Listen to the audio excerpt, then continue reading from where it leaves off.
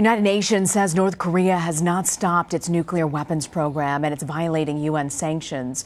The report comes as Secretary of State Mike Pompeo is in Singapore for a summit with Asian leaders, where he shook hands and exchanged words with North Korea's foreign minister.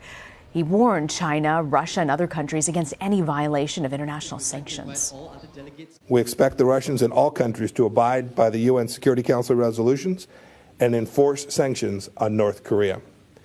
Any violation that detracts from the world's goal of finally fully denuclearizing North Korea would be something that America would take very seriously. North Korea's foreign minister said Pompeo's remarks were, quote, alarming. He also criticized the U.S. for insisting that sanctions will stay until denuclearization takes place.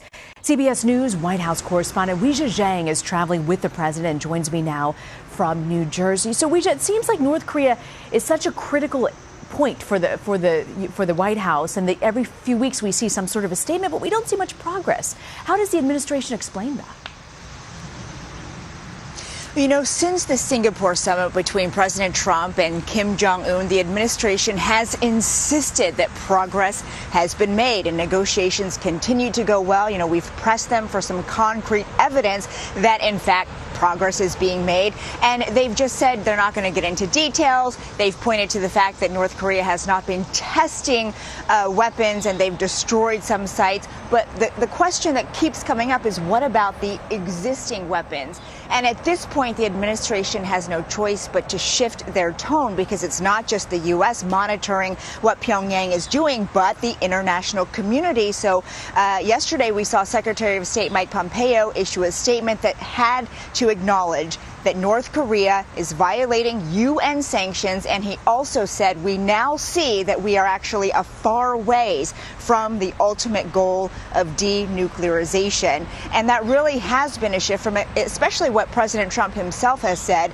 You know, every chance he gets to talk about North Korea, he continues to talk about how much progress he made during that summit with Kim. The problem starting then and now is that even though there were bullet points, there were no details for how the North was actually going to begin to denuclearize. And that's what is still missing here. And so you're right, North Korea continues to ramp up its rhetoric as well, because those details were never filled out, because there was a talk about whether this was going to be something that happened in phases or all at once. And that really here is what's holding things up, because North Korea says, look, if we're going to do something, you have to show us something in return, while the U.S. is now saying we're not going to do it in phases. It has to be all or nothing. And you can see how that discrepancy hinders talks. So even though they exchanged pleasantries, the Secretary of State Pompeo and his counterpart, when they had to make real statements about what is happening, both had to concede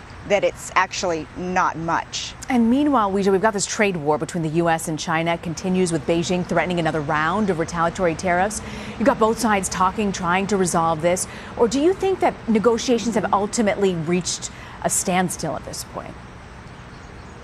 Well, the administration insists that no, that talks are ongoing. And in fact, Larry Kudlow just came out. He's the one of the president's top economic advisors, just said at the White House a couple days ago that talks are happening at the highest level. And so we were trying to find out, does that mean President Trump and President Xi have actually had conversations as these negotiations continue? And they would only say at the highest level.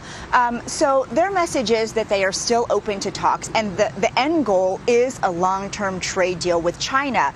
But President Trump has been using tariffs sort of as a tool to put pressure on China. The problem there is the assumption, the ideal is that we are going to place these tariffs on China to level the playing field and to shrink the trade deficit between these two countries, while China doesn't do anything. Of course, we've seen already that is not the case, because tariffs are already in play between these two countries.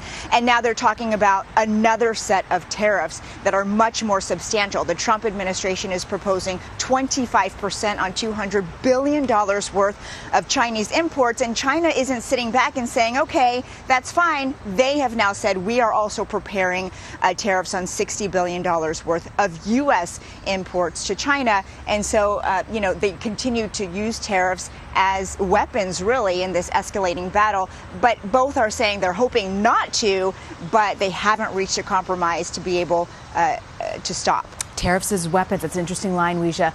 Before you go, I do want to ask you about the president. He'll ultimately, by the end of this week, have been to 3 rallies at this point.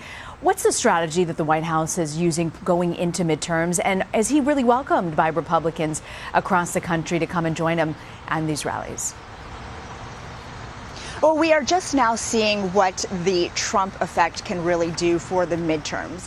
And certainly an endorsement from President Trump has been very powerful, as we've already seen in Georgia. And he continues to stump for these very contested races. And he says that when we are 60 days out from the midterms, he plans to be on the road 6 or 7 days. But if you actually look at the content of these stump speeches, sure, they are to endorse the candidates. He recognizes how important it is to maintain control of Congress. But at the same time, it's almost as if he is already eyeing 2020, because these speeches end up being much more about his accomplishments and what he wants to do, and about President Trump rather than the candidate that he is there for.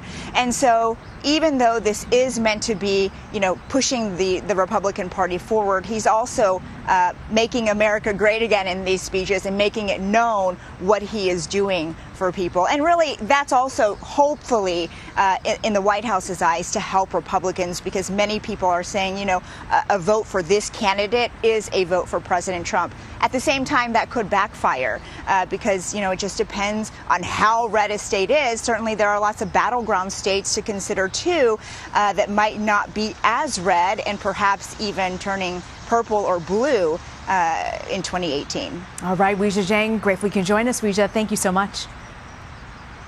Thanks, Rena.